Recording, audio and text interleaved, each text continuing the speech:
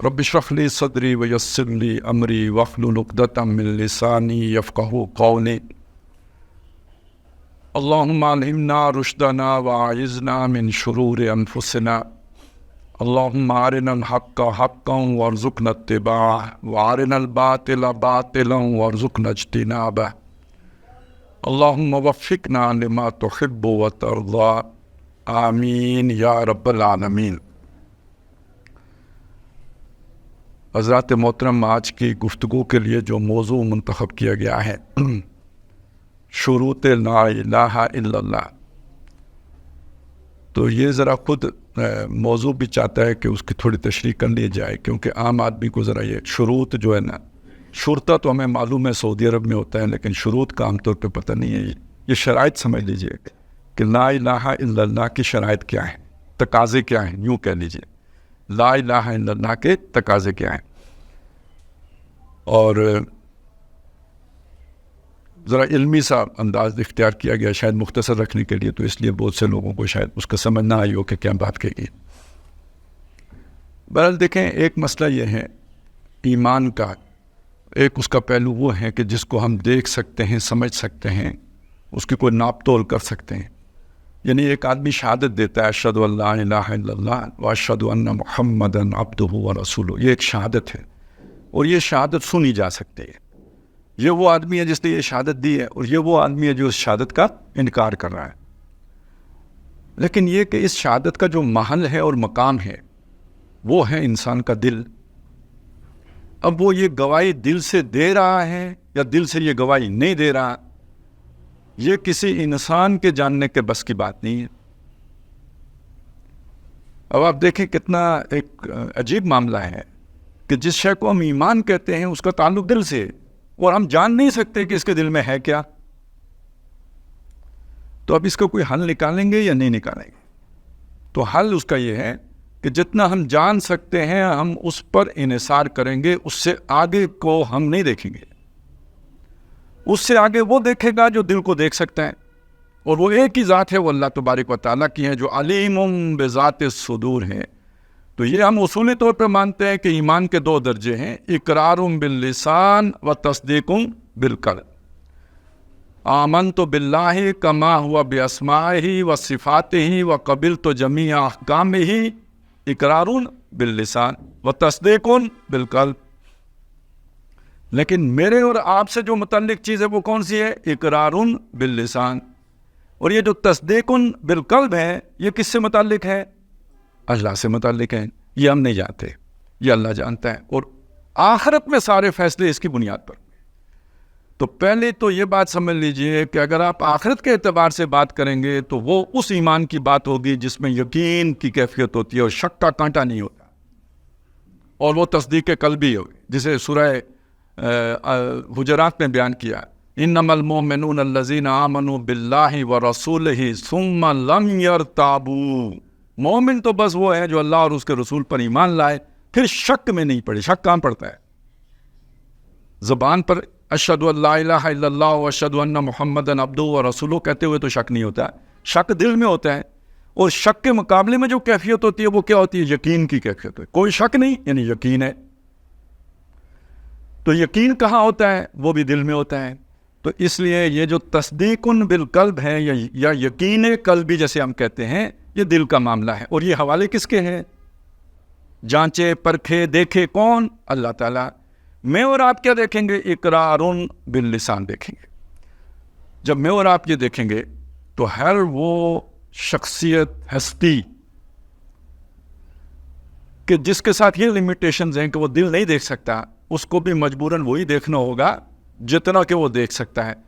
تو جو ہمارے فقہا تھے، جو ہمارے متکلمین تھے، جنہوں نے ہمارے عقائد کو ڈیفائن کیا ہے، وہ بھی سارے کے سارے ظاہر انسان تھے، وہ بھی کسی کے دل کے اندر جھانک کر نہیں دیکھ سکتے تھے۔ تو وہ بھی اسی پر انحصار کریں گے جس پر میں اور آپ انحصار کرنے پر مجبور ہیں۔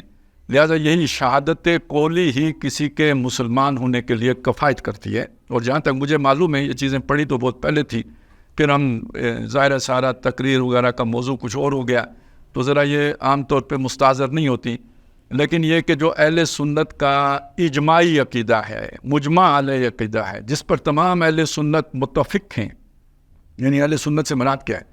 اب تو ہمارے ہاں کوئی ایک پارٹی اٹھتی ہے کہتی ہے ہم اہل سنت والجماعت ہیں، تو اس کا مطلب یہ باقی سب کی چھٹی کر دی انہوں نے. تو جب میں اہل سنت کا لفظ استعمال کرتا ہوں تو اس کا مطلب آپ کو یہ نہ سمجھ لیں کہ میں صرف شبان المسلمین کی بات کر رہا ہوں، نعوذ باللہ، ایسی کوئی بات نہیں ہے. ہم اہل سنت میں تمام یہ جو مذاہب اربع ہیں ان کو شامل کرتے ہیں. ہم اہل سنت میں اہل حدیث حضرات کو شامل کرتے ہیں. یہ سارے لوگ، ایک تو دیکھیں نا، ایک تو وہ فرقے ہیں جن کو امت نے اپنے سے کاٹ دیا، معتزلہ ہیں، خوارج ہیں، مرجیہ ہیں، یہ جو مختلف فرقے ہیں جن کو گمراہ فرقے قرار دیا گیا ہے. اس کے علاوہ اہل تشیع حضرات ہیں، ان کو اہل سنت میں شامل نہیں کیا جاتا. اصل میں یہ دو بڑے گروہ بنتے ہیں، ایک اہل تشیع اور ان کے مقابلے میں اہل تسنن.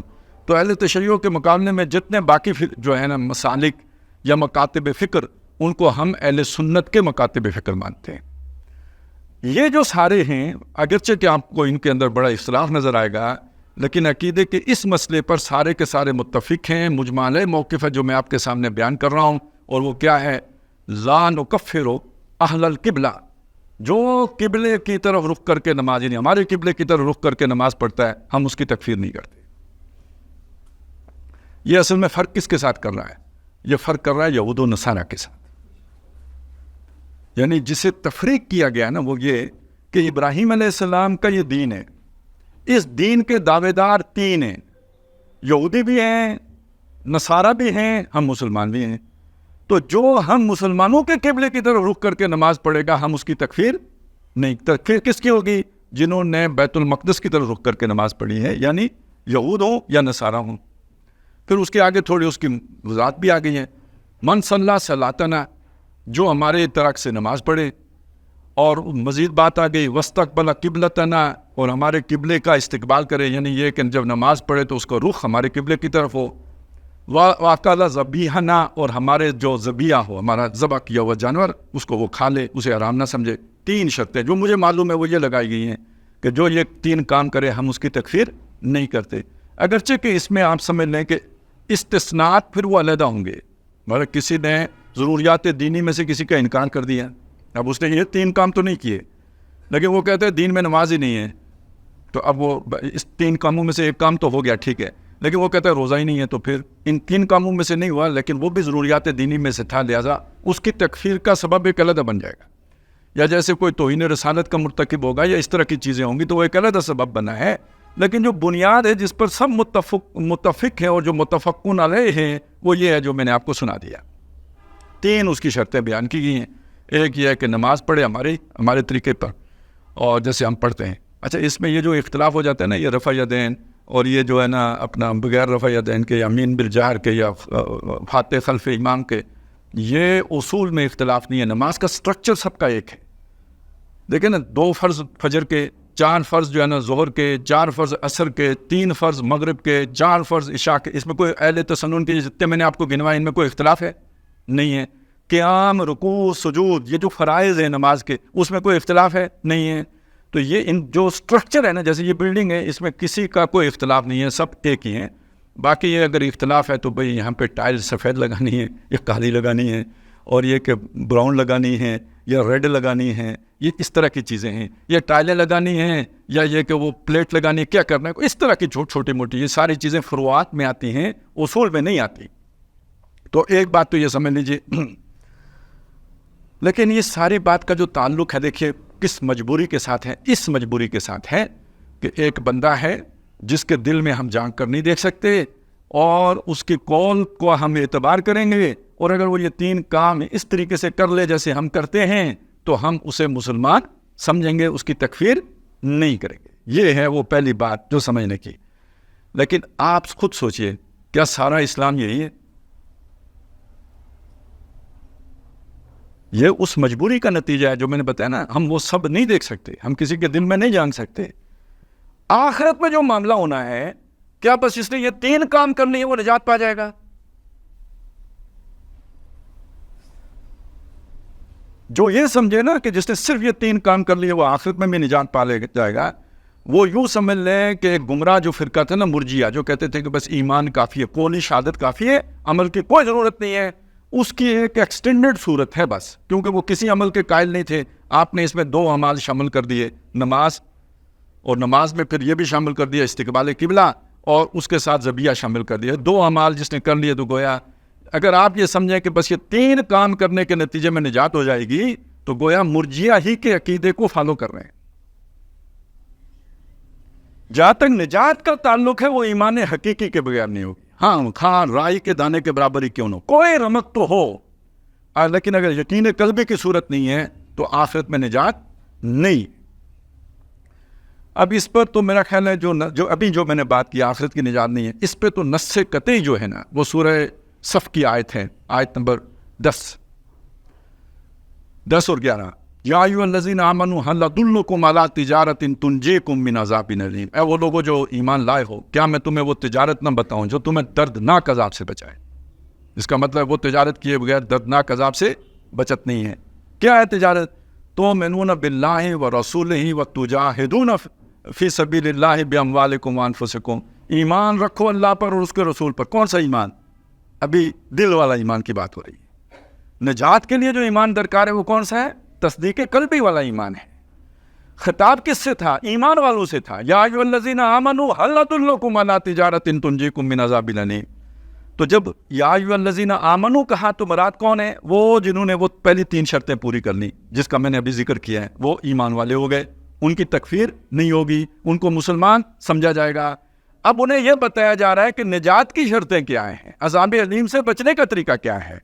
تو اس 2 اور ہیں، یہ جو آپ نے اقرار کیا ہے، اعلان کیا ہے، یہ تصدیق کی صورت اختیار کر دے، دل میں یقین کی صورت اختیار کر دے۔ اور دوسری شرط کیا جی؟ اللہ کی راہ میں جہاد کرنا، اپنے مالوں کے ساتھ اور اپنی جانوں کے ساتھ، یہ دوسری شرط ہے۔ تو وہ جو میں نے آپ کو بتایا تھا کہ ایمان کی نجات کے اعتبار سے جو شرائط ہوں گی وہ کچھ اور ہیں، دنیا میں قانون بنانے کے اعتبار سے جو شرائط ہوں گی کہ یہ مسلمان ہے یا نہیں ہے وہ کچھ اور ہیں، وہ میں آپ کو بتا چکا، یہ اب بتانے چلا ہوں کہ یہ کیا ہے۔ لیکن یہ بتانے کے حوالے سے میں ایک بات اور بھی آپ کے سامنے اسی جگہ پہ کھول دوں تو وہ اگلی بات بھی سمجھانا آسان ہو جائے گا۔ دیکھیے ہمارے جو عقیدے کی سطح کی بات ہے نا، اس میں توحید، جس کے بغیر عقیدہ کامل ہی نہیں ہوتا، اور توحید کا جو اعتقادی پہلو ہے، علمی پہلو ہے، نظری پہلو ہے، وہ کیا ہے کہ اللہ کو ایک ماننا۔ کس اعتبار سے ایک ماننا؟ اس کی الوہیت میں کوئی اس کا شریک نہیں ہے، اس کی خلاقی میں کوئی اس کا، فاطر السماوات والارض تنہا ہے نا، یا آسمان زمین بنانے میں کسی نے اس کی مدد بھی کی ہے۔ اب میں وہ آیتیں تو نہیں پڑھ سکتا، بہت ٹائم لگ جائے گا نا، میں صرف آپ کے سامنے تھوڑی تھوڑی اشارے کر رہا ہوں۔ اس کی الوہیت میں کوئی شریک نہیں ہے، اس کی خلاقی میں کوئی شریک نہیں ہے، اس کی رزاقی میں کوئی شریک نہیں ہے۔ آپ ایک بات اور بھی سوچیں، اس کے مالک ہونے میں کوئی شریک ہے اس کا؟ لَهُ مَا فِي السَّمَاوَاتِ وَمَا فِي الْأَرْضِ لِلَّهِ مِيرَاثُ السَّمَاوَاتِ وَالْأَرْضِ، اور اس کے بادشاہ ہونے میں بھی کوئی اس کا شریک نہیں ہے۔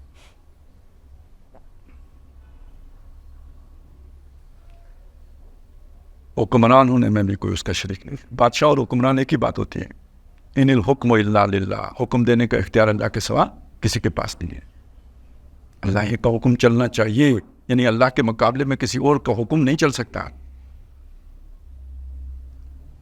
ہم یہ بھی مانیں، لا الہ جب ہم کہیں تو اس کا مطلب یہ بھی ہوگا کہ جیسے ہم اللہ کے علاوہ کسی کو سجدہ نہیں کر سکتے، جیسے ہم اللہ کے علاوہ کسی سے غیب میں استعانت نہیں طلب کر سکتے، جیسے ہم اللہ کے علاوہ اللہ سے بڑھ کر کسی سے محبت کرنے کا حق نہیں رکھتے، اسی طرح اللہ کے سوا کسی کو حکمرانی کا حق بھی نہیں دے سکتے، حق کے ملکیت بھی نہیں دے سکتے، اور خالق ہونے کا حق بھی کسی اور کو نہیں دے سکتے۔ نہ کوئی بھگوان بنانے والا ہے، نہ کوئی اور جو ہے بنانے والا ہے، بنانے والی ذات ایک ہی ہے۔ اس کے بھی تو کچھ نتیجے نکلیں گے نا۔ مثلا مالک اگر اللہ ہے تو جسم میرا ہے یا اللہ کا ہے؟ تو اگر جسم اللہ کا ہے تو میرے پاس میری اور اس کا رشتہ کیا ہے؟ امانت کا رشتہ ہے۔ مالک وہ ہے، میرے پاس امانت ہے، اسی لیے تو میں خودکشی نہیں کر سکتا۔ میرا ہوتا تو میرا ہے، میری مرضی ہے. دیکھیں نا، دنیا میں اللہ نے ہمیں عارضی تصرف دیا ہے. مثلا بکری میری ہے، اللہ نے کہا تیری ہے. تو اس بکری کے بارے میں اگر میں فیصلہ کرتا ہوں کہ اسے ذبح کروں تو کوئی قانون ہے جو مجھے روکے کہ ذبح نہیں کر سکتے؟ یہ جسم کے بارے میں مجھے یہ حق کیوں نہیں ہے؟ جیسے بکری میری ہے ایسے ہی جسم بھی تو میرا ہے نا. اس کا حق کیوں نہیں ہے کہ میں اپنے جان لے لوں؟ کہ نہیں، حرام موت ہے. کیوں؟ جسم میرا نہیں ہے. یہ جس کا تھا اس نے مجھے تفویض نہیں کیا، اس نے امانت میرے پاس رکھا ہے. اور اب اس کے ساتھ جوڑ لیجئے، اس جسم کے اوپر حکم چلانے کا اصل حق کس کے پاس ہے؟ اللہ کے پاس ہے. اور اگر میں اپنا حکم چلاؤں گا تو یہ بھی شرک ہے. یہ بھی گویا میں نے اپنی مرضی کو اپنا الہ بنایا ہے، اللہ کو الہ نہیں مانا ہے. افرأیت من اتخذ الہہ ہواہ، آپ نے دیکھا اس شخص کو جس نے اپنی خواہشی کو اپنا الہ بنا لیا ہے. اب میری خواہش ہے کہ میں شراب پیوں، اور میں نے اللہ کا حکم توڑ کے شراب پی لی، تو میں نے کوئی سجدہ تو نہیں کیا نا، شراب کو پی ہے. بہت سارے لوگ دنیا میں پیتے ہیں، لیکن اگر آپ سمجھتے ہیں کہ اللہ کے سوا کوئی الہ نہیں ہے تو یہ در حقیقت میں نے اپنے نفس کو کیا بنایا ہے؟ الہ بنایا ہے. اور جب الہ بنا لیا ہے تو اب یہ بن گیا ہے اس کے ساتھ شریک. تو اب آپ اس چیز کو سمجھ لیں کہ یہ پہلو عام طور پہ، یعنی ایک اعتقادی طور پر، علمی طور پر جب ہم دیکھتے ہیں تو الوہیت والے پہلو پر تو ہم بہت بحث کرتے ہیں اور اسے خوب اجاگر بھی کرتے ہیں. لیکن یہ والا جو پہلو ہے اس کو علمی طور پر بھی نہیں بیان کرتے، اپنی گفتگو میں بھی نہیں لے کے بیان بھی نہیں کرتے. عمل کرنے کی بات ہی نہیں کر رہا ہوں میں، یہ کہہ رہا ہوں عمل کرنا ایک علیحدہ مسئلہ ہے. پہلے تو اعتقاد تو ادھر سے تو درست ہو نا، افکار کی تو تطہیر ہو، عقیدے کی تو ستھرائی کی جائے. اس سطح پر آ کے ہم حکمران دنیا داروں کو مان لیتے ہیں جو اپنے احکام نافذ کر رہے ہوتے ہیں. دفعہ 302 مجریہ 1837، اور 1837 میں کون حکمران تھا بھائی؟ مسلمانوں کی حکومت تھی. وہ جاری ہوا تھا 1837 میں، وہ آج بھی نافذ العمل ہے. تو یہاں پہنچ کے اب یہ چیز ہم بیان تک نہیں کرتے، لوگ واقف ہی نہیں ہیں. وہ ایک شخص گزرا ہے جس کو آپ لوگ کہتے ہیں کہ اسے شاعری بھی نہیں آتی تھی، ٹیکنیکل غلطیاں کرتے تھے، علامہ اقبال. ہاں، انہوں نے یہ بات کہی ہے کہ زندہ قوت تھی زمانے میں توحید کبھی، اب کیا ہے فقط ایک مسئلہ علم کلام. توحید کبھی ایک زندہ طاقت ہوتی تھی، زندگی کے اوپر وہ اثر کیا کرتی تھی، زندگی پر اس کے اثرات مترتب ہوتے تھے عملی زندگی پر. اور اب ایک علمی مسئلہ بن کے رہ گئی ہے، اس علمی مسئلے سے زیادہ اس کی کوئی اہمیت باقی نہیں بچی ہے.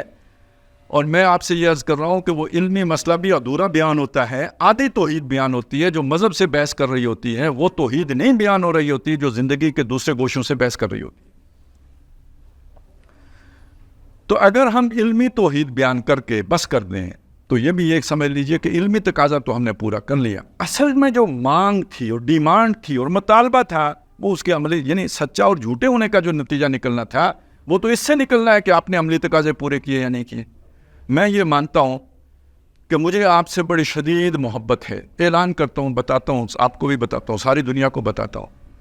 اچانک آپ کو کوئی چیز ضرورت پڑ گئی مجھ سے جو میرے پاس موجود ہے، آپ کے پاس نہیں ہے، آپ مجھ سے طلب کرتے ہیں، تو میں کہتا ہوں کہ یہ تو میں نہیں دے سکتا. گر جان طلبی عذر نیست، گر مال طلبی سخن درمیان است. اگر آپ مجھ سے جان کا مطالبہ کریں گے میں بالکل عذر نہیں کروں گا، آپ کے اوپر واری چلا جاؤں گا، جان دے دوں گا، گردن کٹا دوں. چونکہ یہ آپ مطالبہ نہیں کریں گے، کون پاگل آپ سے یہ مطالبہ کرے گا؟ تو گر جان طلبی عذر نیست، کوئی عذر نہیں ہے، میں فوراً پیش کروں گا، وفاداری ہے میری آپ کے ساتھ. گر مال طلبی، لیکن اگر کوئی چیز مانگیں گے مجھ سے، سخن درمیان است، پھر بیچ میں بہانے آئیں گے. تو جب یہ بات ہوگی تو کیا میرا وہ محبت کا دعویٰ سچا ہے یا جھوٹا ہے؟ جھوٹا ہے نا. تو جب تک عملی تقاضا سامنے نہ آئے عقیدے کے سچے اور جھوٹے ہونے کا پتہ نہیں لگتا. تو دنیا میں بھی پتہ لگتا ہے کہ اس کے دل میں کیا ہے. وہ جو بات میں نے شروع کی تھی نا کہ ہم تکفیر تو نہیں کریں گے وہ 3 باتوں کے علاوہ، جس وہ 3 باتیں جو کر لے اس کی تکفیر نہیں کریں گے، لیکن اس کے دل کی کیفیت کیا ہے وہ اس کے اعمال سے معلوم ہو. یہ جو اعمال سے دل کی کیفیت معلوم ہونا ہے اور یہ جو ایمان کا جو دوسرا قلبی درجہ ہے، اس کو سمجھنے کے لیے چند آیات ہیں جو میں آپ کے سامنے پیش کرتا ہوں۔ سورہ بقرہ کا دوسرا ہی رکوع ہے، وَمِنَ النَّاسِ مَن يَقُولُ آمَنَّا بِاللَّهِ وَبِالْيَوْمِ الْآخِرِ وَمَا هُم بِمُؤْمِنِينَ۔ لوگوں میں وہ بھی ہیں جو آ کے شہادت دیتے ہیں کہ ہم اللہ پر بھی ایمان رکھتے ہیں، آخرت پر بھی ایمان رکھتے ہیں، حالانکہ وہ ایمان والے نہیں ہیں۔ جو شروع میں نے آیت پڑھی ہیں، یہ میں ابھی اس کو آگے رکھ رہا ہوں، لیکن اس سے ملتی جلتی آیتیں آپ کو قرآن مجید میں بہت ملیں گی کہ جن لوگوں کا دعویٰ یہ ہے کہ ہم مومن ہیں، مومن وہ نہیں ہیں۔ تو وہ کون ہیں؟ قرآن انہیں کہتا ہے یہ منافق ہیں، کافر نہیں کہا۔ منافق کون ہوتا ہے؟ مسلمان ہوتا ہے، وہ کہتا ہے منافق ہیں۔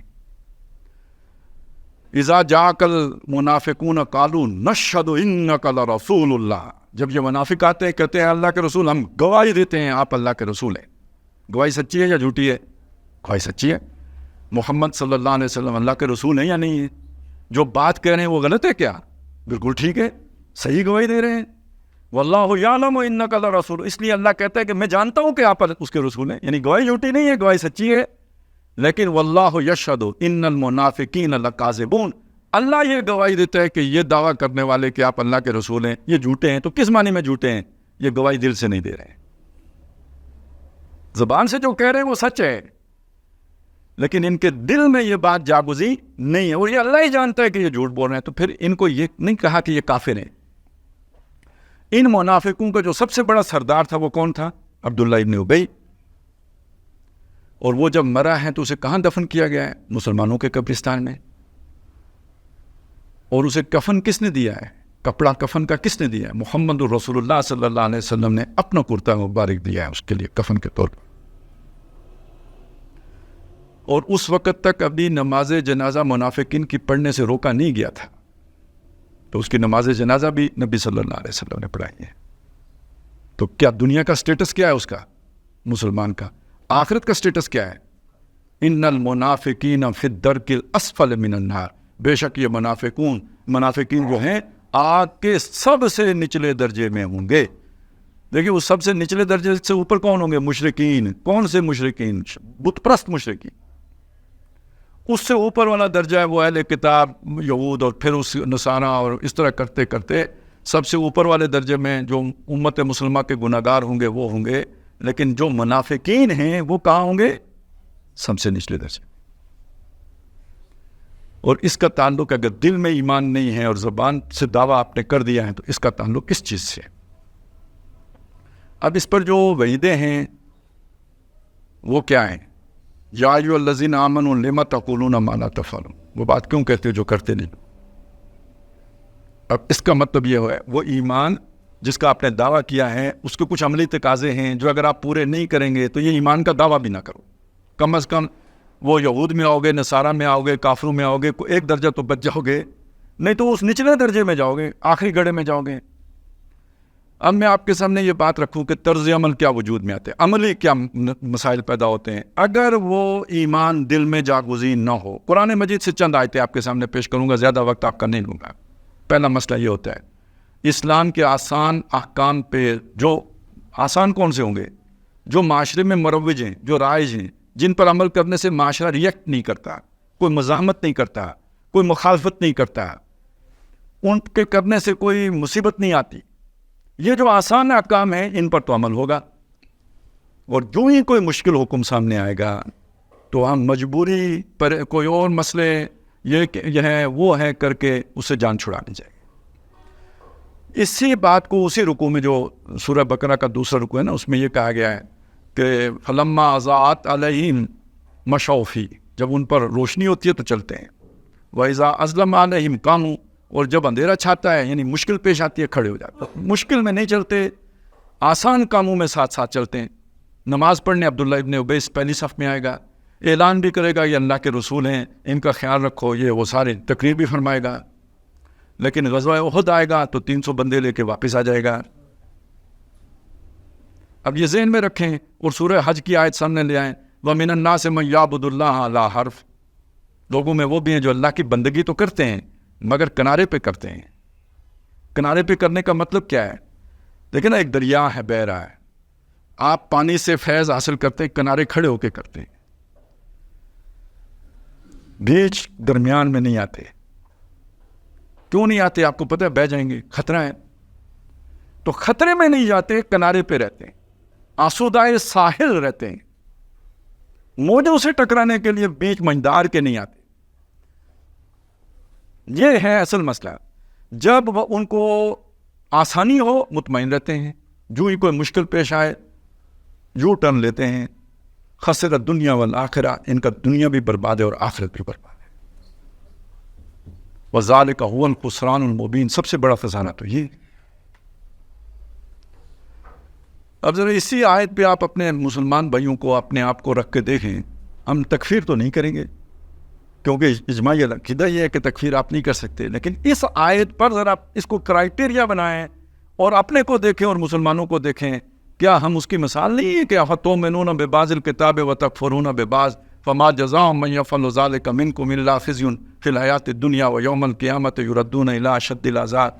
جہاں آسانی ہوتی ہے وہاں نمازیں پڑھتے ہیں، جہاں مشکل پیش آتی ہے کہتے ہیں سود کے بغیر تو ہمارا نظام ہی نہیں چلتا. شادی کریں گے، نکاح ہوگا، مولوی صاحب کو 10,000 روپے بھی دیں گے اور لٹرم پٹرا سارا کریں گے، لیکن جب پردے کی باری آئے گی یہ تو بہت مشکل ہے.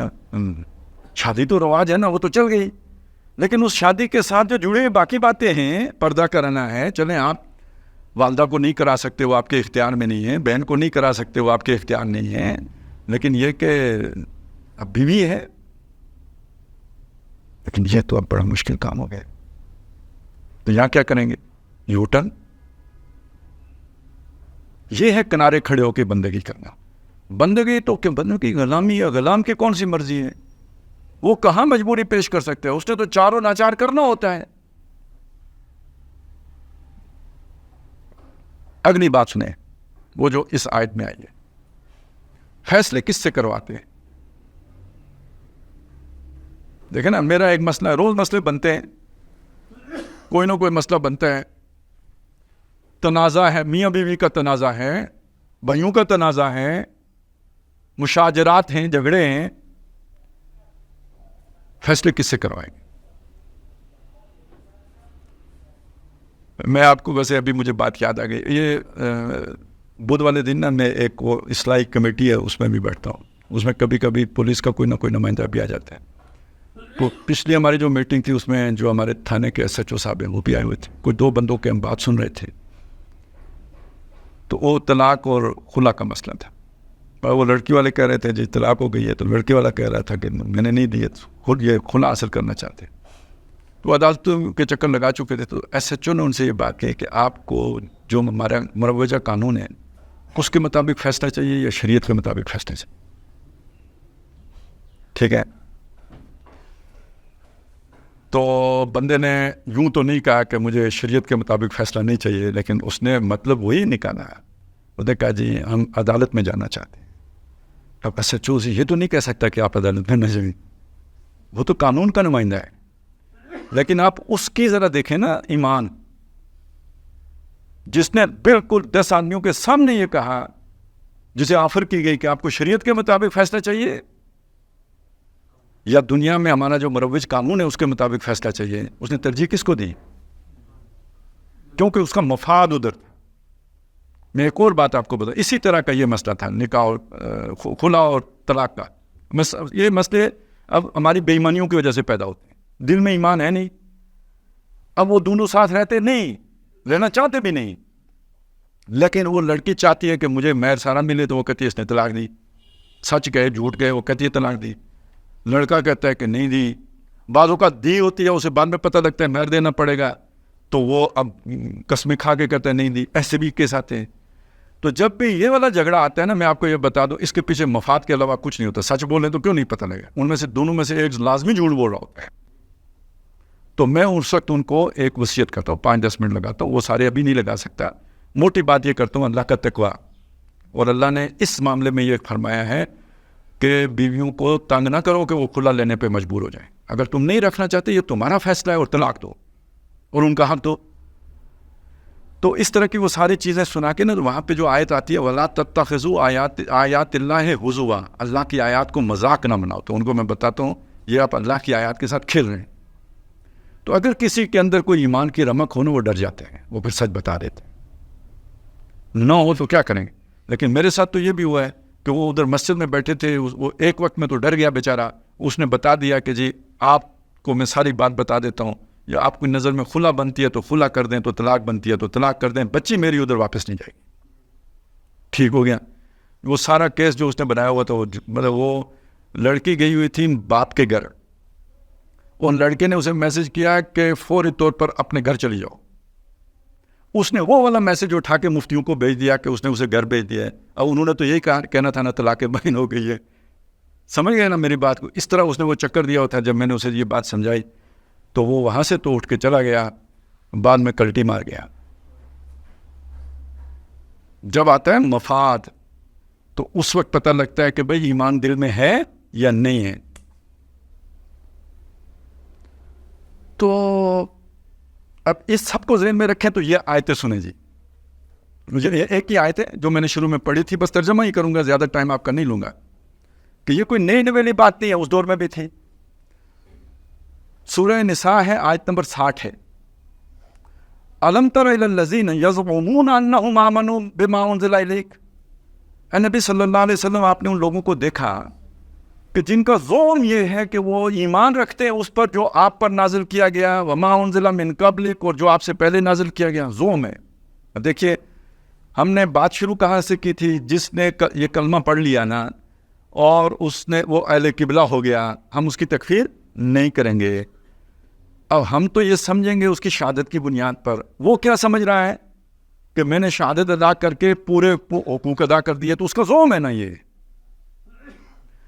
جن کا زعم یہ ہے کہ وہ ایمان لائے ہیں اس پر جو ہے نبی آپ پر نازل کیا گیا، اور اس پر بھی کہ جو آپ سے پہلے نازل کیا گیا. اب آگے الفاظ سنیں. اس کے باوجود یریدون ان یتحاکموا الی الطاغوت، وہ ارادہ کرتے ہیں کہ وہ فیصلے جا کے طاغوت سے کروائیں. اگر ہم فیصلے جا کے طاغوت سے کروا رہے ہیں تو یہ آیت واضح طور پہ بتا رہی ہے کہ وہ جو دل والا ایمان ہے وہ ایک زعم ہے، تمہارا دل میں ہے ایمان نہیں. اس پر تکفیر نہیں ہوگی اس سبب سے جو میں نے پہلے بتا دیا. فیصلہ آخرت میں ہوگا جا کے. لیکن آپ سمجھ یہاں سکتے ہیں کہ جو شخص جانتے بوجھتے اللہ کے شریعت کو چھوڑ کر کسی اور سے جا کے فیصلے کروائے گا، وہ دل کے ایمان سے خالی ہے. یہ مسئلہ کس کا تھا؟ وہاں پر منافقین کا تھا. وہ آپ کو پتہ ہے یہاں طاغوت کس کو کہا گیا ہے؟ کعب بن اشرف کو کہا گیا نا. یہودیوں کا جو بڑا سماجی لیڈر تھا اور اس کے فیصلے لوگ مانتے تھے، اور وہ لوگوں میں دیکھ کے کہ ووٹ کس کے زیادہ ہیں اس کے مطابق فیصلے کرتا تھا، یا رشوت کون زیادہ دے گا اس کے مطابق فیصلے کرتا تھا. محمد رسول اللہ صلی اللہ علیہ وسلم حق کے مطابق فیصلے کریں گے. اور اس کے پیچھے ایک مسلمان تھا جس پر یہ آیتیں اتری ہیں، جس نے یہودی کا حق مارا ہوا تھا. وہ یہودی اسے لے کے آنا چاہتا تھا محمد رسول اللہ کے پاس صلی اللہ علیہ وسلم، اور وہ بدماش جانا چاہتا تھا کعب بن اشرف کے پاس. اور وہ کسی طرح کھینچ تان کے اسے لے ہی آیا تھا حضور کے پاس. اور حضور نے مسلمان کے حق میں فیصلہ نہیں کیا تھا، یہودی کے حق میں فیصلہ کیا تھا. اور یہ واقعہ یہاں ختم نہیں ہو جاتا. مزیدار ہے، چلے میں وہ اگلا حصہ بھی سنا دیتا ہوں. اب وہ مسلمان چلاک، اس نے سوچا یہ حضور تو شریف آدمی ہے، ان کو تو ان کے اندر تو وہ کچھ ایسی بات ہے ہی نہیں. تو حضرت عمر ذرا جلالی طبیعت کہیں کہ ہیں، وہ ضرور مسلمانوں کے حقوق کا خیال کریں گے. مسلمان بدماشی بھی کریں تو حضرت عمر ان کا ساتھ دیں گے، جیسے آج ہم دیتے ہیں. ہم یہ نہیں دیکھتے کہ کون سا مسلمان غلط ہے، بس مسلمان ہے تو ٹھیک ہے.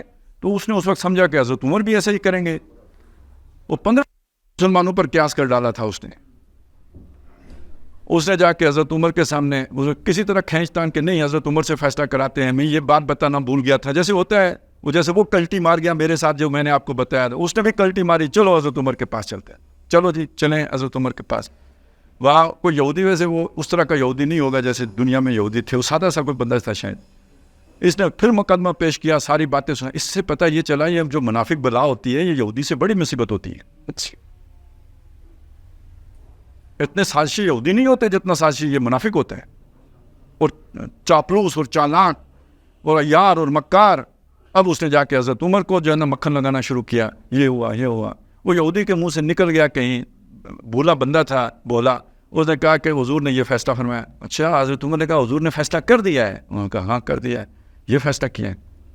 تو آپ پھر اس کے بعد میرے پاس آئے ہو؟ انہوں نے کہا ہاں جی، آپ کے پاس اس کے بعد آئے. اچھا میں فیصلہ کرتا ہوں. وہ اندر سے واپس آئے، تلوار لے کے آئے اور اس کا سر قلم کر دیا. اب اس کے آ گئے برادری والے وہ قصاص کے لیے. تو یہ آیتیں اتری ہیں، ان کا شان نزول آپ جا کے تفسیروں میں دیکھ لیں، یہ ہے. تو اب اس پہ اگر آپ فتویٰ بازی شروع کریں تو پھر تو آپ اعلان کر دیں گے نا ادھر ہی سے کہ جناب جس نے یہ کام کیا وہ قابل گردن زدی ہیں، حضرت عمر کی سنت ہم زندہ کریں گے پھر جو بھی ہے. لیکن نہیں، آپ یہاں پہ وہ حضرت عمر تھے، ان کے لیے آیتیں اتری ہیں، آپ کے لیے کوئی آیت نہیں اترے گی، کوئی جبریل زمین پہ تشریف نہیں لائیں گے، قرآن ختم ہو گیا ہے. لہذا اب آپ نے اسٹک کرنا ہے اس اصول پر. ہم اسے کافر نہیں کہیں گے، لیکن یہ کہ اس کا آپ کو پتہ تو لگ جانا چاہیے نا کدھر کھڑا ہے. اچھا، ہم منافق بھی نہیں، آج ہم اسے منافق بھی نہیں کہیں گے. اس کا ایک سبب اور ہے. کیوں؟ اس لیے نہیں کہیں گے کہ ابھی اسے دین کی ان باتوں کی سمجھ نہیں ہے. بڑے بڑے خواص کو سمجھ نہیں ہے. وہ سمجھ لیتے ہیں کہ ہم نے شہادت کر دی ہے تو ہم پکے مسلمان ہو گئے ہیں، اس سے کوئی فرق ہی نہیں پڑتا. اگر سب کو یہ بات معلوم ہوتی تو مجھے آج سمجھانے کی ضرورت کیوں تھی؟ تو بہرحال اللہ مہربان ہے. تو اگر کسی کوئی ناواقف ہو تو ہو سکتا ہے اللہ تعالیٰ اسے کوئی گریس مارکس دے دے، ہم نہیں جانتے. لیکن کتاب و سنت کی روشنی میں اگر ہم دیکھیں تو اس کا جو سٹیٹس بنتا ہے وہ یہ بنتا ہے. اس کا مطلب توحید کا عملی تقاضا کیا ہوا؟ پھر توحید کا عملی تقاضا یہ ہوا کلی بندگی کی جائے اللہ کی.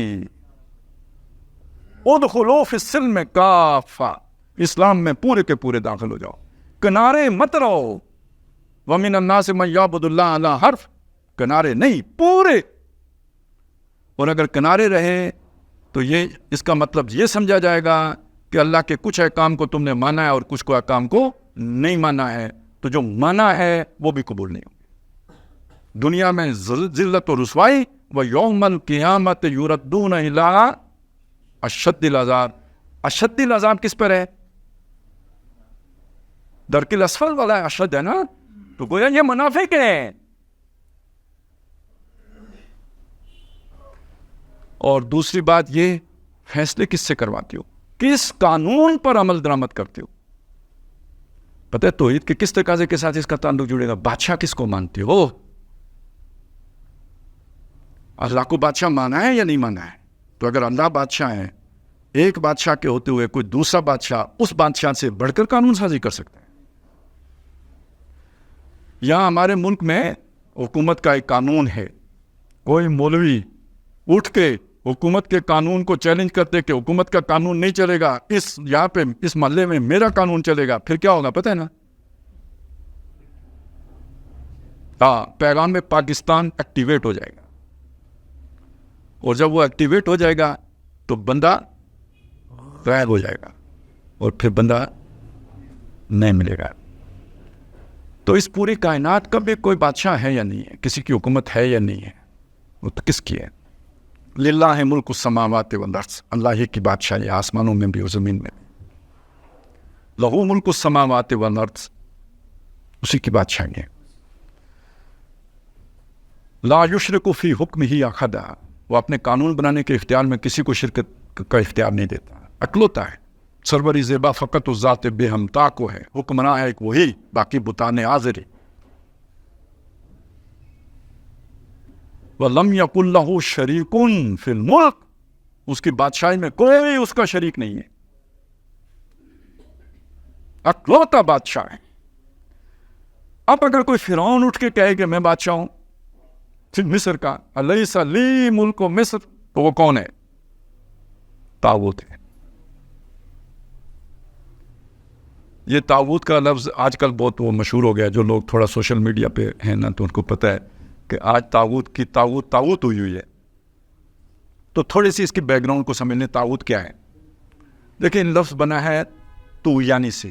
طغیانی ہم سمجھتے ہیں دریا اپنی حدود سے باہر آ جاتا ہے، سیلاب آ جاتا ہے، اسے ہم کہتے ہیں طغیانی. دریا طغیانی پہ آ گیا.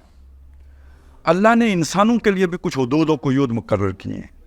انسان جب ان حدود کے اندر رہتے ہیں تو یہ گویا فرما برداری، مطلب جیسے دریا فرما بردار ہے اپنے حدود کے اندر ہے، تو انسان اپنے حدود کے اندر جو اللہ نے معین کیے ہیں ان کے اندر رہتا ہے.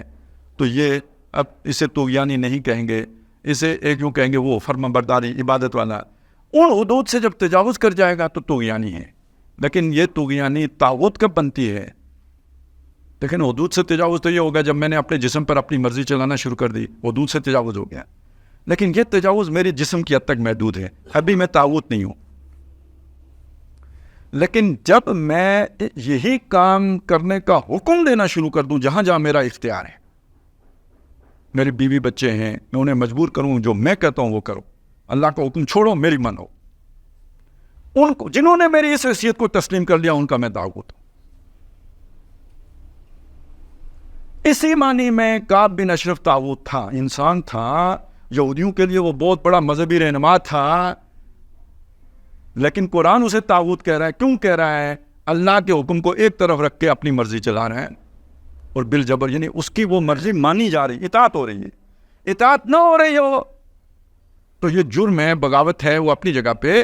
لیکن جب اس کی وہ اتھارٹی تسلیم کر لی جائے تو ایک مسلمہ طاغوت ہے. اس معنی میں نمرود طاغوت، اس معنی میں فرعون طاغوت. شیطان کے طاغوت ہونے میں تو کسی کو شک نہیں ہے. لیکن اسی معنی میں آج کا طاغوت کون ہے؟ جو کہتا ہے میری ریٹ کو چیلنج نہیں کر سکتے، اور وہ ریٹ اللہ کی ریٹ سے متصادم ہے. کوئی شک نہیں اس کے طاغوت ہونے میں. اور اس طاغوت کا انکار کیے بغیر آپ مومن نہیں ہو. وَمَن يَكْفُرْ بِالطَّاغُوتِ وَيُؤْمِن بِاللَّهِ، جو طاغوت کا انکار کر کے اللہ پر ایمان لائے گا فَقَدِ اسْتَمْسَكَ بِالْعُرْوَةِ الْوُثْقَىٰ، اس نے مضبوط کنڈا پکڑا ہے. ادھر وہ جو اقرار باللسان والی شرائط تھی، ادھر تو یہ شرط ہی نہیں تھی. یہ شرط اگر آپ کے دل میں ایمان ہے تو تب ایکٹیویٹ ہوگی کہ اب آپ کسی طاغوت کے جبر کی وجہ سے اس کی اطاعت نہیں کر سکتے.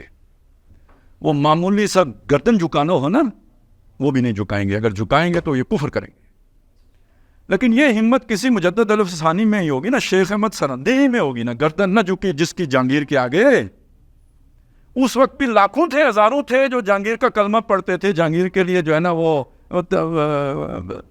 کلابے ملاتے تھے اس کی تعریف و توصیف کے. ابو الفضل بھی تھے، فیضی بھی تھے. ان کو تو یہ توفیق نہیں ہوئی جو مجدد الف ثانی کو ہوئی. لیکن اصل توحید کیا ہے؟ آپ سوچیں، غور کریں. ابو الفضل کی توحید تھی، فیضی کی توحید تھی، یا شیخ احمد سرندی کی توحید تھی؟ اور آج اصل توحید کس کی ہوگی؟ اب آپ کو اقبال کا وہ شعر دوبارہ سنیں، زندہ قوت تھی زمانے میں توحید کے بھی. اب کیا ہے؟ فقط ایک مسئلہ علم کلام. اور وہ بھی میں نے آپ کو بتایا کہ صرف جو ہے نا وہ انفرادی زندگی کی حد تک یہ والا علمی مسئلہ بھی نہیں بیان ہوتا. تو اب عملی تقاضے کیا ہوئے؟ عملی تقاضا یہ ہے کہ جسے آپ نے طاغوت جانا ہے اس کا اعلانیہ انکار ہو. پہلی بات یہ ہوگی. اور اعلانیہ انکار کا مطلب کیا ہے؟ اس کے قانون کی عمل درج نہ ہو. جس کی کم ترین صورت کیا ہے کہ کم از کم اس کے قانون سے مدد تو نہ مانگی جائے. بڑا تلخ ہے، بہت مشکل ہے. اس بات بالا کوٹ کے علاقے میں ایک صاحب گزرے ہیں، مستری محمد صدیق، بالا کوٹ کے ہی تھے نا، یا منصرہ کے تھے، منصرہ آباد کے تھے. لیکن یہ بات ان کے ساتھ واقعہ کہیں بالا کوٹ کے علاقے میں ان پہ قاتلانہ حملہ ہوا، بچ گئے. انہوں نے ایف آئی آر نہیں کٹوائی، نہیں کٹوایا. آپ کو کوئی پکڑ کے لے گیا ایک علیحدہ مسئلہ ہے. وہ تو قانون کے پاس آپ تو نہیں گئے نا، قانون آپ کو لے گیا کالے ڈالے میں. لیکن آپ خود اس قانون سے مدد مانگنے کے لیے گئے جس کو آپ طاغوت سمجھتے ہیں، جو غیر اللہ کا بنا ہوا. مجریہ 1877 ہے.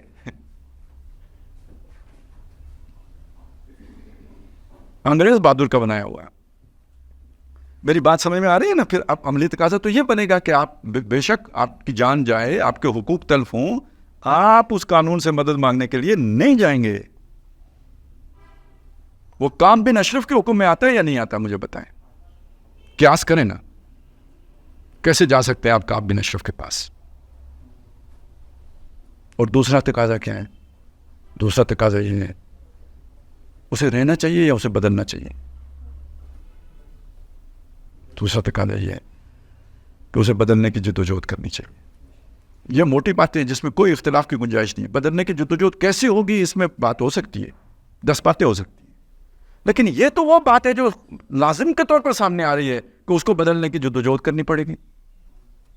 اور یہ جدوجہد اگر آپ کی زندگی میں نہیں ہے تو آپ کی توحید ناقص ہے, نقص ہے, اس میں ڈیمیجڈ ہے. یہ وہ توحید نہیں ہے جس کا تقاضا قرآن مجید کر رہا ہے.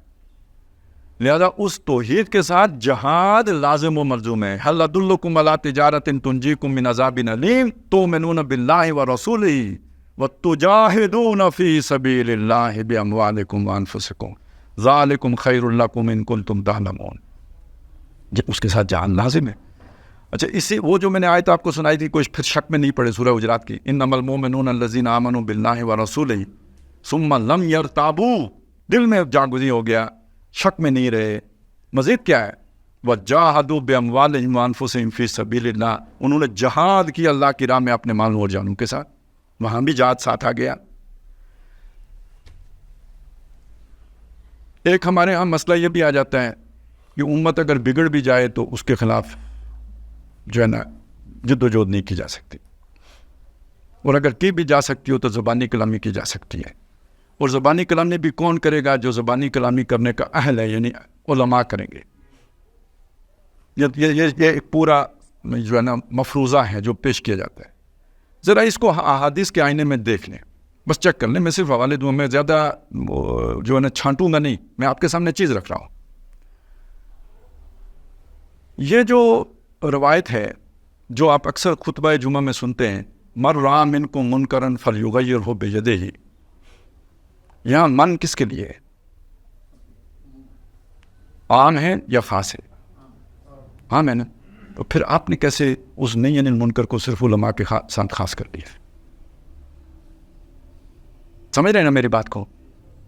ہر شخص جس کے دل میں ایمان ہے جب وہ منکر کو دیکھے گا تو اس پر لازم ہے کہ اسے ہاتھ سے روکے. اور یہ ہاتھ سے روکنے کی کچھ اپنی شرائط ہیں, اگر وہ پوری نہ ہو رہی ہوں, یعنی استطاعت ہی نہیں ہے, پھر وہ شرائط پوری نہیں ہوں تو استطاعت نہیں ہے, تو استطاعت نہیں ہے فلیغیرہ بلسانہ, برا کہے تو صحیح, بولے تو صحیح, پھٹے تو صحیح نا منہ سے, یعنی پھوٹے, پھٹنا تو آپ دوسرا معنی دے رہا ہے آج کا, پھوٹے تو صحیح منہ سے. اور آج کے دور میں پھوٹے کیوں نہ, چلے پہلے وقتوں میں بادشاہوں کا دور تھا, وہ گردن اڑا دیتے تھے, اب تو آپ کو پھوٹنے کی اجازت ہے نا, وہ حق ہے آپ کا کہ جو منہ میں بکو. تو ہر اول فول بک لیتے ہو, تو یہ جو منکر دیکھا ہے اس کے خلاف کیوں نہیں بول سکتے؟ اور چلیں نہیں بول سکتے, کم از کم دل میں کوڑو تو صحیح نا. یہ دل میں برا جاننا کیا مطلب ہے اس کا؟ آپ کا بیٹا کوئی کسی بری حرکت میں ملوث ہو جائے, آپ کو نیند آئے گی رات کو؟ یہ جو کوڑن ہوتی ہے, جلن ہوتی ہے, تکلیف ہوتی ہے, کیا ہو رہا ہے, اس کو دل سے برا جاننا کہتے ہیں. سمجھنے کو نہیں کہتے. دل سے برا جاننا یعنی دل کے اندر آپ کے کانٹا چبھا ہوا ہو, یہ کیا ہو رہا ہے. اور یہ کیا ہے جی؟ اس اصلی والے ایمان کا کمزور درجہ, ذالک اضعف الایمان, وہ والا جو ایمان جو آخرت میں مطلوب ہے اس کا یہ سب سے کمزور درجہ ہے. اس کا مطلب یہ ہوا, کیا بتا رہے ہیں اللہ, کہ ٹھیک ہے وہ آپ دل میں گھس کے دیکھ نہیں سکتے کہ ایمان ہے یا نہیں, لیکن کچھ علامات تو ہیں نا جن سے پتہ لگ سکتا ہے کہ ایمان ہے یا نہیں ہے. اور دوسری روایت جو مسلم شریف کی ہے کہ ہر نبی کے جو بھی نبی آئے مجھ سے پہلے امتوں میں, کان لہو حواریون, اصحاب و حواریون, اصحابی بھی ہوتے تھے, حواری بھی ہوتے تھے, یاخذون بسنتہ و یقتدون بامرہ, جو اصحابی حواری ہوتے تھے وہ اس نبی کی سنت کو مضبوط پکڑتے تھے. یاخذون جیسے کہ نا دانتوں سے پکڑنا, یاخذون بسنتہ و یقتدون بامرہ, جو اس نے حکم دیے ہوتے تھے, احکام دیے ہوتے تھے, ان کی پیروی کرتے تھے, اقتداء کرتے تھے. یہ ہوئے اصلی امتی, حقیقی امتی, سچے امتی. یہ ہیں جو اپنے نبی کے سنت کو مضبوط پکڑیں اور اس کے احکام کی پیروی کریں. ثم انہا تخلف من بعدہم خلوف, پھر اس نبی کے ایسے ناخلف نام لیوا جاتے تھے, نام نبی کا لیں گے جھومیں گے اس کا نام لے کے، نعتیں پڑھیں گے، ترانے پڑھیں گے، پتہ نہیں کیا کیا کہیں گے، تقریریں کریں گے، مجلسیں منعقد کریں گے، سیرت النبی پہ جلوس نکالیں گے اور کانفرنسیں منعقد کریں گے، سب کریں گے، لیکن یقولون ما لا یفعلون، جو تقریریں کر رہے ہوں گے وہ کر نہیں رہیں گے، کہیں گے جو اس پر عمل نہیں کریں گے، وَيَفْعَلُونَ مَا لَا يُؤْمَرُونَ، اور جو کر رہے ہوں گے اس کا نبی نے حکم ہی نہیں دیا ہوگا۔ نئے نئے رواج، نئی نئی بدعتیں، نئے نئے خرافات ایجاد کریں گے اور نام نبی کا لیں گے اور کام اپنے چلائیں گے۔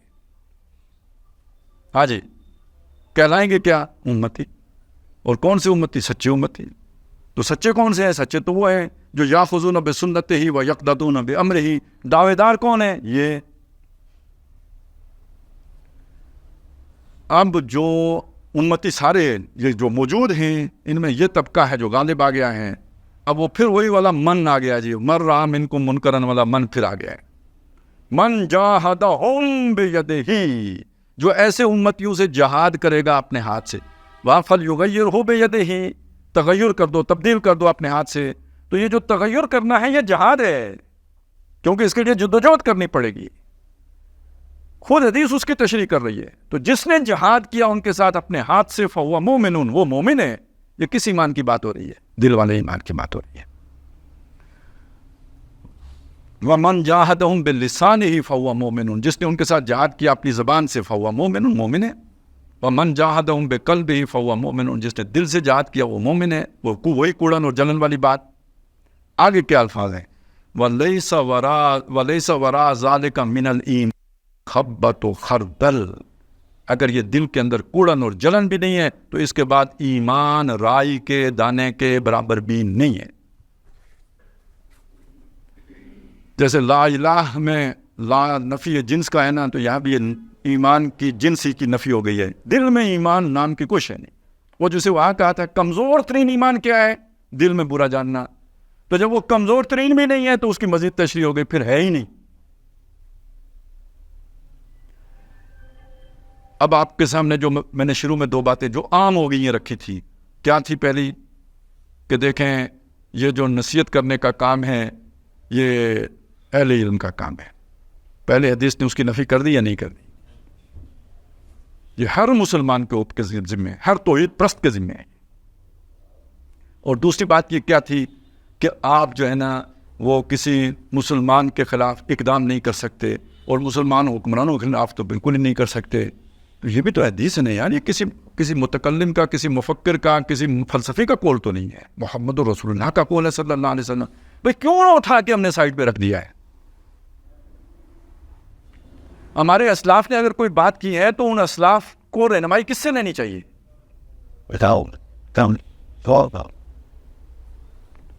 بات محمد رسول اللہ صلی اللہ علیہ وسلم کی زیادہ اہم ہوگی، یا ہم میں سے کوئی بات کرے تو وہ اہم ہوگی، ہمارے بزرگوں میں سے کوئی بات کرے یا ہمارے اکابر میں سے کوئی بات کرے تو وہ زیادہ اہم ہوگی؟ کوئی اسلف الاسلاف بھی تو ہوں گے نا، اسلاف کے بھی تو کوئی اسلاف ہوں گے، تو کہاں جائیں گے آپ؟ بن مصطفیٰ برساں خیشرا کے دی ہماؤس گر بہو نہ رسیدی تمام بولا پیست۔ اور مصطفیٰ صلی اللہ علیہ وسلم تو یہ فرما رہے ہیں۔ تو جناب یہ آپ اپنے طاغوت کو بھی سمجھ لیں، اور اس کے ساتھ جب تک آپ کا تعلق انکار کا نہیں ہے، توحید نہیں ہے۔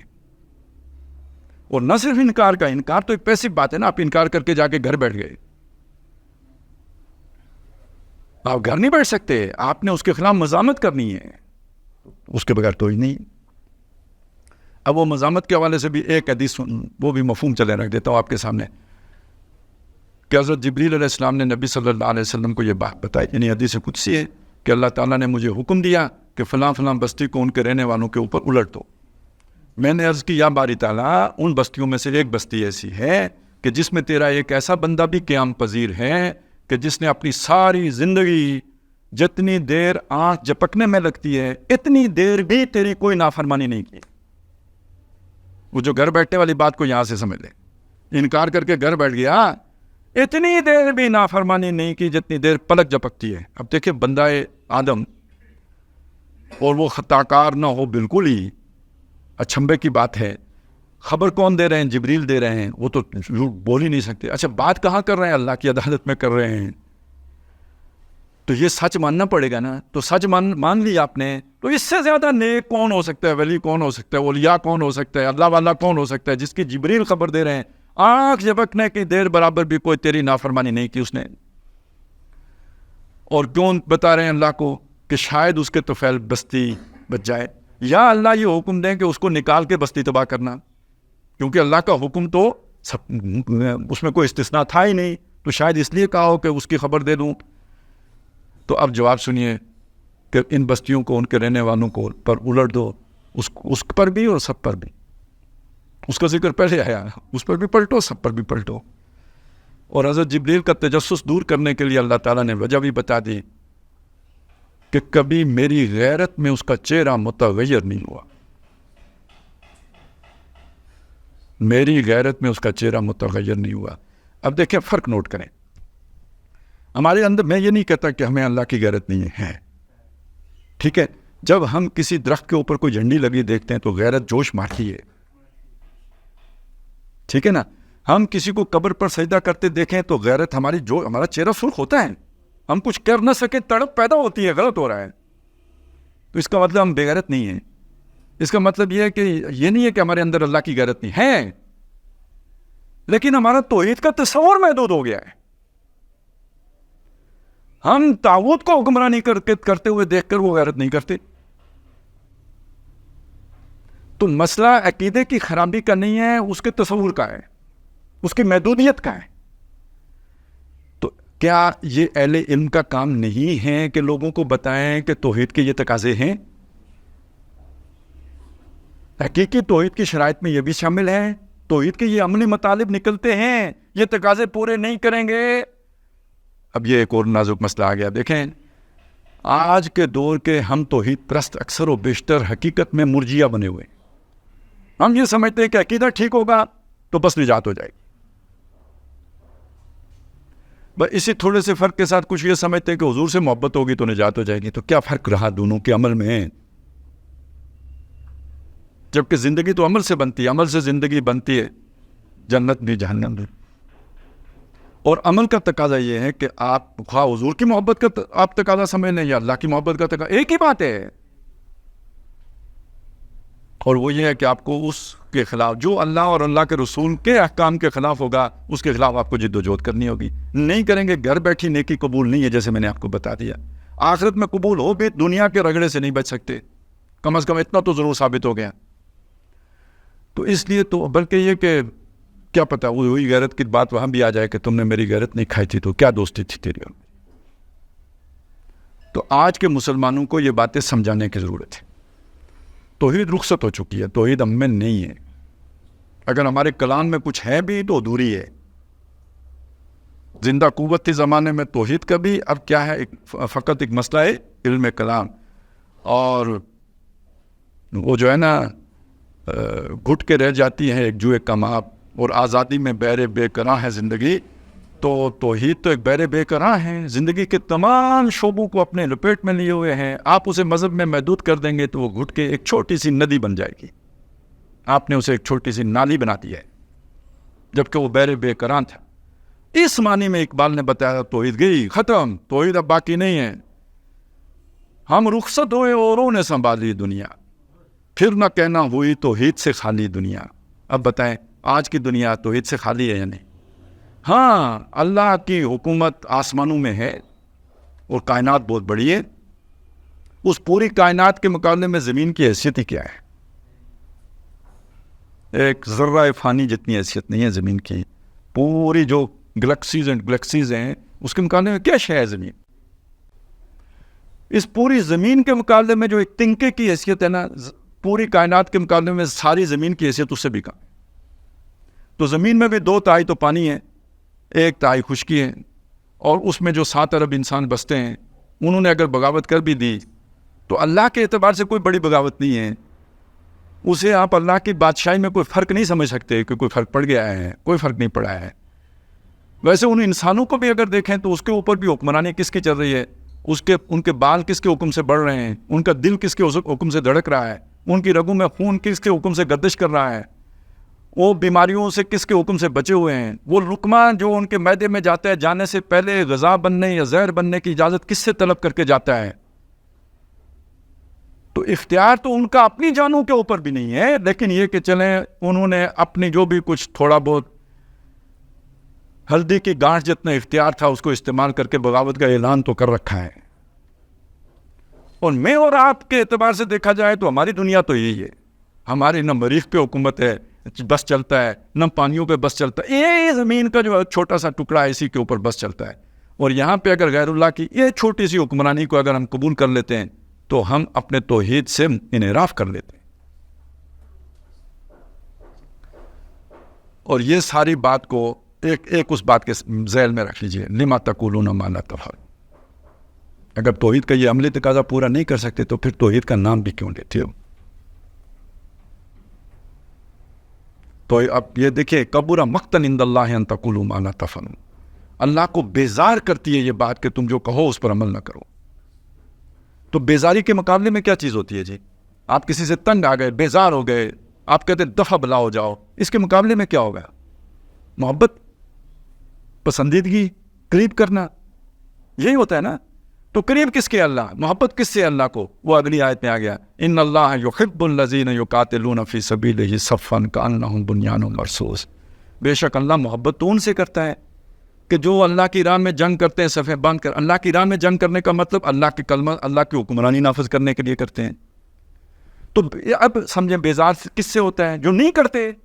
جو نہیں کرتے وہ کون ہے؟ جو دعوتوں کرتے ہیں اللہ پر ایمان ہے اور اللہ کے ایمان کے یہ عملی تقاضے پورے نہیں کرتے۔ صاف ہو گئی نا بات؟ تو اس وقت جس طرح کہ ہم توحید پرست ہیں، ہم سے اللہ کی محبت ہونی چاہیے، بیزاری ہونی چاہیے؟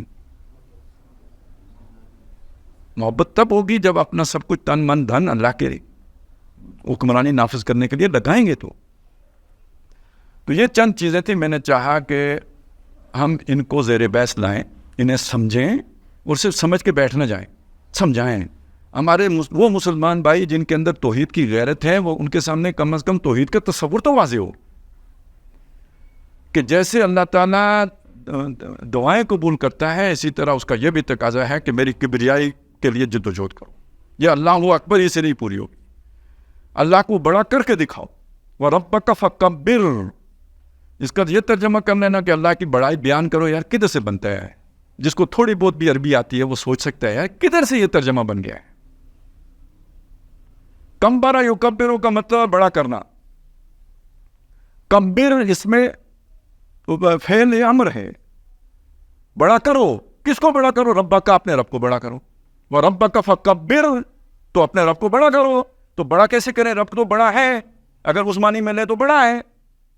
تو بڑا کرنے کا مطلب یہ ہے کہ یہاں ابو جہل بڑا بن کے بیٹھا ہے، کوئی طاغوت اور بن کے بیٹھا ہوا ہے، اس کو ہٹاؤ اور رب کا حکم چلاؤ۔ اب وہ بڑا ہو گیا، سب نے مان لیا یہ بڑا ہے۔ اور یہ صرف اتنا ہی نہیں آیا، یہ فعل مطلق کے ساتھ بھی آیا ہے۔ وَكَبِّرْهُ تَكْبِيرًا، اسے بڑا کرو جیسے کسی کو بڑا کیا جاتا ہے۔ یعنی یہ صرف زبان سے کہہ دینے سے بڑا نہیں ہوگا، فی الواقع بڑا کرو گے تو بڑا ہوگا۔ تو یہ وہ بھی فرق ہے نا، یا وسعت افلاق میں تکبیر مسلسل، یا خاک کی آغوش میں تسبیح و مناجات۔ اگر کبریائی بیان کرنے کا مطلب ہے تو یہ پھر صرف تسبیح و مناجات ہے۔ اگر کبریائی نافذ کرنے کی بات ہے تو یہ وسعت افلاق میں تکبیر مسلسل ہے، یا وسعت افلاق میں تکبیر مسلسل، یا خاک کی آغوش میں تسبیح و مناجات۔ یہ مسلک مردان خود آگاہ و خدا مست، یہ مذہب ملا و جمادات و نباتات۔ خود آگاہ میرا کیا مقام ہے؟ میں کوئی عام عوام نہیں ہوں، میں نے صرف جو اللہ نے جبلتیں بنا دی ہیں ان کا تابع دار نہیں ہوں، اللہ نے مجھے ایک ول بھی دی ہے، اپنی اس ول سے اس اللہ کی خدمات میں نے سر انجام دینی ہے جس میں اللہ کی محبت سے سرشار ہو کر اپنی جان بھی اس کی راہ میں قربان کرنی ہے۔ وہی ان اللہ یحب الذین یقاتلون فی سبیلہ، وہی بات ہے، خدا مست۔ تو جب خدا میں مست ہو گیا تو پھر جان لگانا کیا مسئلہ ہو گیا؟ اور الفاظ و معنی میں تفاوت نہیں، لیکن ملا کی اذاں اور ہے، مجاہد کی اذاں اور یہاں ملا سے مراد لینے ہر وہ شخص کے جس کا یہ تصور ہے کہ بس توحید کا تقاضا انفرادی معاملات ہیں، خواہ وہ سیکولر آدمی ہو، لبرل آدمی ہو، اگر اس کا یہ تصور ہے تو پھر اس کا مطلب وہ بھی ملا ہے۔ اس معنی میں پرویز مشرف بھی ایک ملا تھا جس نے خانہ کعبہ کی چھت پر چڑھ کے آذان دی تھی، لیکن جہاں بیٹھا تھا وہاں امریکہ کا حکم نافذ کر کے بیٹھا ہوا تھا۔ تو بس اس روشنی میں ہم اپنا جائزہ لیں. نجات اس کے ساتھ ہے جو میں نے آپ کے سامنے سارے تصورات رکھے. اور لیکن دنیا میں جب ہم دیکھیں گے فتویٰ مانگیں گے تو ان تین جہاں سے میں نے بات شروع کی تھی, جو یہ تین کام کریں ہم اس کی تکفیر نہیں کریں گے, اسے کافر نہیں کہیں گے, لیکن حقائق تو سامنے رکھیں گے. اب اس بحث کا ایک رخ رہ گیا ہے, لیکن یہ کہ میں صرف اس کا اشارہ کر دوں, اہل علم کے لیے کفایت کرے گا. وہ یہ ہے کہ جب اللہ تعالیٰ دنیا میں اہل ایمان کو, اہل توحید کو اقتدار دینا چاہتا ہے, جب دینے کا فیصلہ کرتا ہے تو اس سے پہلے چھانٹی کرتا ہے کہ ان میں سے سچے کون ہیں اور جھوٹے کون ہیں. کس نے منہ سے جو دعویٰ کیا اس دعوے میں سچا ہے. آپ کو میں نے بتا دیا نا, کچھ لوگوں کے بارے میں اللہ بتا رہا ہے یہ جھوٹے ہیں. اب اللہ نے بتا دیا جھوٹے ہیں, کافی ہو گیا, ہمیں کون بتائے گا کہ سچے ہیں کہ جھوٹے ہیں؟ تو اس موقع پہ پھر اللہ چھانٹی کرتا ہے, سچوں کی اور جھوٹوں کی چھانٹی کرتا ہے. اور چھانٹی ہوتی ہے جی آزمائش سے. احسب الناس ان یترکوا ان یقولوا آمنا وهم لا یفتنون, کیا لوگوں نے یہ سمجھا تھا کہ وہ چھوٹ جائیں گے یہ کہنے پر کہ ہم نے شہادت دے دی ہے لا الہ الا اللہ, اور ان کو جانچا نہیں جائے گا, پرکھا نہیں جائے گا, آزمائش نہیں ہوگی. وَلَقَدْ فَتَنَّ الَّذِينَ مِن قَبْلِهِمْ, ہم نے جانچا ان کو بھی جو ان سے پہلے گزرے. فَلَا يَعْلَمَنَّ اللَّهُ الَّذِينَ صَدَقُوا وَلَا يَعْلَمَنَّ الْكَاذِبِينَ, تاکہ اللہ دکھلا دے سچے کون ہیں اور جھوٹے کون ہیں. یعنی کس نے صرف گواہی دی ہے منہ سے اور دل میں یقین نہیں رکھا. آزمائش آئے گی تو پتہ لگے گا, اس کے بغیر پتہ نہیں لگتا. تو جو آزمائش میں کنارے ہو گیا, یو ٹرن لے گیا, جھوٹا. اور جس نے جو بے خطر کود پڑا آتش نمرود میں عشق, عقل ہے میوے تماشائے لب بام ابھی, سچا. اور اقتدار اللہ تعالیٰ اس چھانٹی کے بغیر نہیں دیتا. لوگوں کو اس بات کا بھی نہیں پتا, سمجھتے ہیں کہ ہم مسلمان ہیں. پاکستان میں کتنے کروڑ, 5 کروڑ مسلمان ہیں, تو یہاں اسلام آنا کوئی مسئلہ ہی نہیں ہے. 5 کروڑ میں سے 24 کروڑ اسلام چاہتے ہیں, لہذا یہ ٹھپے پہ ٹھپا لگے گا, اور ووٹ کو جب عزت ملے گی تو اسلام غالب ہو جائے گا. نہیں, اس سے پہلے چھانٹی لازمی ہے. جو اگر قائد اعظم نے پاکستان بنا کے یہ کہا تھا کہ میری جیب میں کھوٹے سکے ہیں, تو کھوٹے سکوں کو اللہ اسلام کے لیے جو ہے نا موقع نہیں دیتا. ما کان اللہ لیذر المؤمنین علی ما انتم علیہ, اللہ ایسا نہیں ہے کہ اہل ایمان کو چھوڑے رکھے جس حال میں تم ہو. حتیٰ یمیز الخبیث من الطیب, جب کہ پاکیزہ لوگوں میں سے گندے لوگوں کو چھانٹ کر علیحدہ نہ کر دے. پاکیزہ کون ہے؟ جو سچے ہیں. گندے کون ہے؟ جو جھوٹے ہیں. دعویٰ کر دیا ایمان کا, ایمان ہے نہیں. ان کو جب تک چھانٹ نہیں دے گا اس وقت تک تمہیں اقتدار نہیں دے گا. اور حل عصیتم ان تولوا ان تولیتم, کیا اس بات کا اندیشہ نہیں کہ تمہیں اقتدار مل جائے اور تقطعوا ارحام وتفسدوا وتقطعوا ارحامکم, اور تم فساد بچاؤ اور رحمی رشتے قطع کرو. اگر بے ایمان کے ہاتھ میں اقتدار آئے گا تو ظلم کرے گا. تم اگر ایماندار ہو تو پہلے چھانٹی ہوگی, ایمان والے علیحدہ کیے جائیں گے, ان کو اقتدار دیا جائے گا تاکہ ظلم نہ ہو. تو مسلمانوں جلدی نہ, مدینے میں ہجرتیں کر کے آ گئے تو ابھی جلدی نہیں کرو, ابھی اور آزمائش بھی ہونی ہے, اور بھی چھانٹیاں ہونی ہیں, نئے لوگ آئیں گے ان کی بھی چھانٹی ہوگی, پھر اقتدار تو ملے گا. تو اللہ تعالیٰ ہمیں توفیق عطا فرمائے ان باتوں کو سمجھنے کا, سمجھنے کے بعد ان پر عمل پیرا ہونے کا, اور ان کے مطابق ہی اپنا ویژن بنانے کا. بارک اللہ لی و لکم فی القرآن العظیم و نفعنی و ایاکم بالآیات و الذکر الحکیم.